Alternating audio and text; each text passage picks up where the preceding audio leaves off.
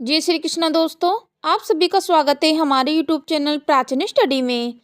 आज हम जानेंगे एक ऐसी कथा जो महाभारत के युद्ध के बाद भी पांडवों के हृदय को विदीर्ण कर गई। एक रहस्य जो सभी धर्मराज युधिष्ठिर को थर्रा देने वाला था। आज हम जानेंगे कर्ण की चिता जलाने से क्यों डर गए पांडव। आइए भावनाओं के सागर में डुबकी लगाते हैं। कुरुक्षेत्र की भूमि पर रथ की नदियां बह रही थी। कर्ण और अर्जुन दो सूर्य समान योद्धा आमने सामने थे। कर्ण का रथ धरती में धंस जाता है और वह धर्म का पालन करते हुए रथ उठाने लगता है, परंतु विधि के विधान को कौन टाल सकता है। अर्जुन ने श्री कृष्ण के आदेश पर बाण चलाया और कर्ण धरती पर गिर पड़े और एक युग का अंत हो गया। रात्रि के अंधकार में जब चिता सजाई जा रही थी तब कुंती पहुंची। उनके चेहरे पर एक गहरा शोक था। 5 पांडवों को बुलाकर उन्होंने सत्य उजागर किया। यह वही कर्ण था जिसे मैंने जन्म देते ही त्याग दिया था, वही कर्ण जो तुम्हारा ज्येष्ठ भ्राता था। पांडव स्तब्ध रह गए। अर्जुन के हाथों से जलपात्र गिर पड़ा। भीम की आंखों से आंसुधारा बह निकली। युधिष्ठिर जिनकी आत्मा धर्म से बंधी थी भीतर से चकनाचूर हो गई। पांडवों के हृदय में तूफान उठ खड़ा हुआ।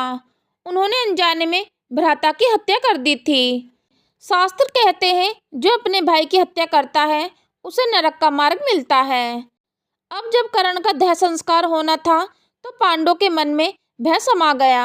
अगर कर्ण की आत्मा हमसे रुष्ट हो गई तो अगर अग्निदेव हमें दंडित कर दे, अगर हम पर श्राप लग गया तो कहते हैं जब कर्ण की चिता सजाई गई तो अग्नि ने उसे तुरंत स्वीकार नहीं किया। 3 बार अग्नि मंद पड़ गई। पांडव भयभीत हो उठे।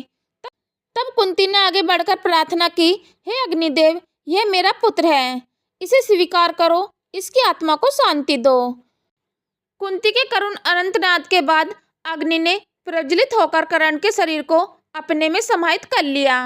पूरा आकाश लाल हो उठा और मानो पृथ्वी भी कर्ण के वियोग में रो उठी। पांडवों ने कर्ण के प्रति अपने अपराध का पश्चाताप करने का निर्णय लिया। युधिष्ठिर ने निश्चय किया कि वे जीवन भर धर्म के मार्ग से नहीं हटेंगे। भीम ने कसम खाई कि वे हमेशा असहायों की रक्षा करेंगे। अर्जुन ने सभी को युद्ध कला से अधिक धर्म कर्म में लीन कर लिया।